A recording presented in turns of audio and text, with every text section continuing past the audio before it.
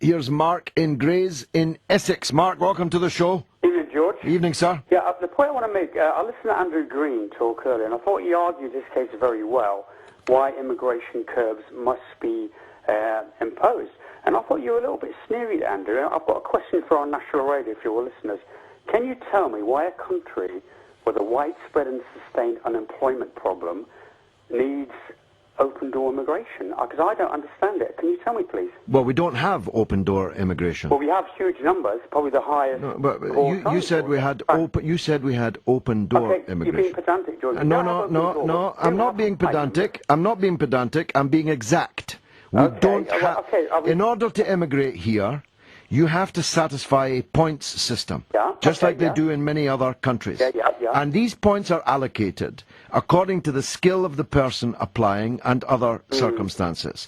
And the skill that's required for the British economy. That's why you heard Andrew agree with me that big business, companies, the people that we're always told we depend on to generate the wealth in the country, are up in arms about the temporary cap that we've put on, pending a new cap, because they are running skill shortages in certain key industries. Can I take a different view of that? I'm a teacher. I work in Grays in Essex, which has had a huge influx of Nigerians from the third world, basically, if you want to put a point there. I'm not against that. But what I don't understand is why, in an area that has a youth unemployment problem, why don't we invest in British young people, or British unemployed people, instead of continuously allowing employers to avoid in cost avoidance operations? Well, I don't get it. I'm all for doing that, and if you don't mind me saying so, it's slightly disturbing that you're a teacher in Grays in Essex. Why? Well, because you just said that we had an open-door immigration policy, and that's false. That's false. That's false, and if you're a teacher, you must know that it's false. Well, put it this way: we've had the largest. I also want to take issue. I also want to take issue with your claim that Grays in Essex is somehow being swamped by Nigerians. Well, put it this way. Nigerians can't come into this country any easier than anybody else can under the points system that we've got. It's like getting a camel through the eye of a needle to get here. I know that because I spent the best part of 25 years trying to get people into this country, families reunified, and so on. I know that we don't have an open-door immigration policy, and we never have. And if you're a teacher in Grays in Essex, you should avoid that kind of racially inflammatory.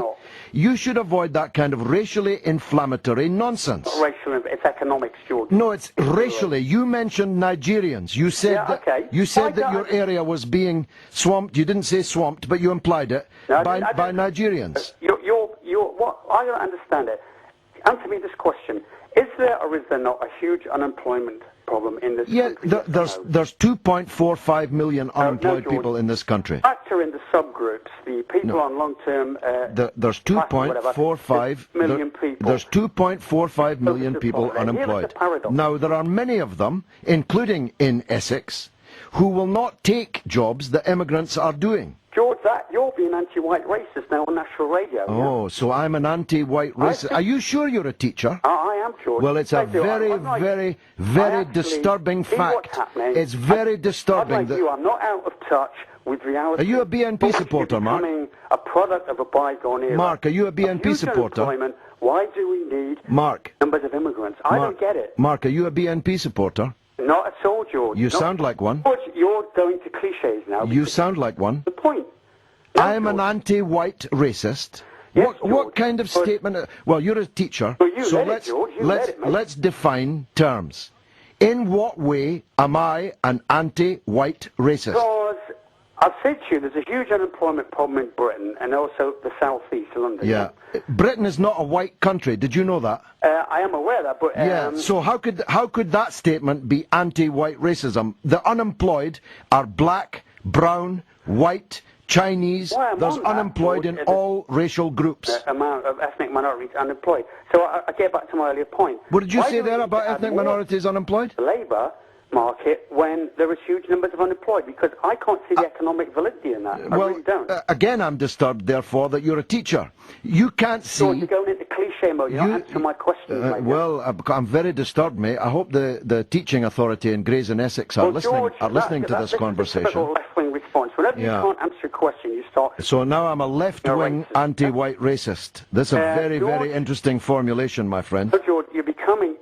You don't realise how dated you sound. There's people out there can't get jobs, fact, of all races, yeah? No, there's... Very depressing, unlike you, they're not wealthy people, and yet you're advocating yet more people to add to the labour supply, to add more cheap labour, more casualisation.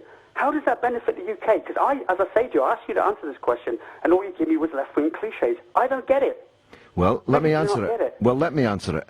Go on. First of all, I'm against casualisation. I've been a trade unionist all my life. I believe in workers having rights, and I have all my life fought for them. Wherever those workers came from, wherever they were born, or their parents or their grandparents were born, even if it was in Nigeria, in Grays, in Essex. Secondly, the majority of immigration over the last 15 years in Britain has come from the European Union, which we are not legally entitled to stop. Thirdly, there is already a points system, and you can only get into this country if you have the skills that other people don't have.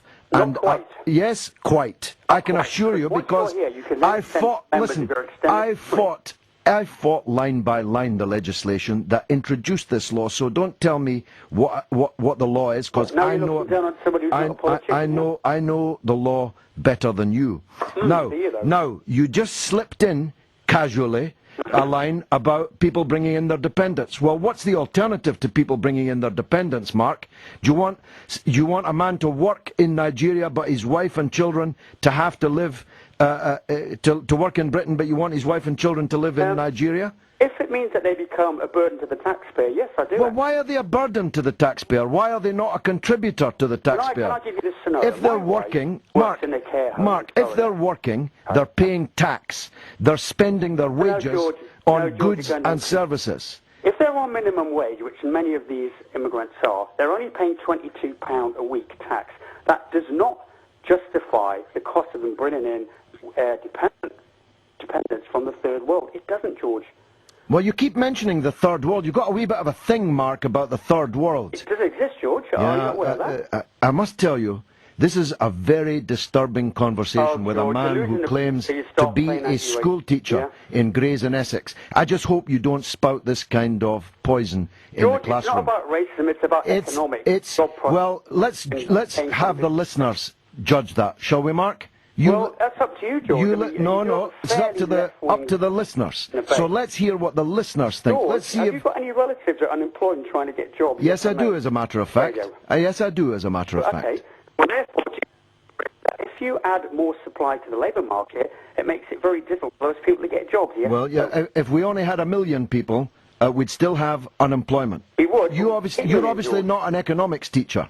George, actually, I do have a background in economics. We've got 8 million people economically inactive in this country. Yeah, that is a fact. You factor in the subgroup. Yeah, and they're not going to get out. They're not going to get out of their sick beds to pick apples down in Kent. Trust me. George, again, you're going into cliche mode. No, it's not a cliche mode. George, only immigrants will pick apples in Kent, or work in fish canneries in Grimsby, or work in fish canneries in Grimsby, or do the dirty jobs. Low-paid, dirty jobs that many British workers will not do. I've got to go to the news, Mark. Thanks for the argument. You've got my blood boiling. 08717 22 33 44.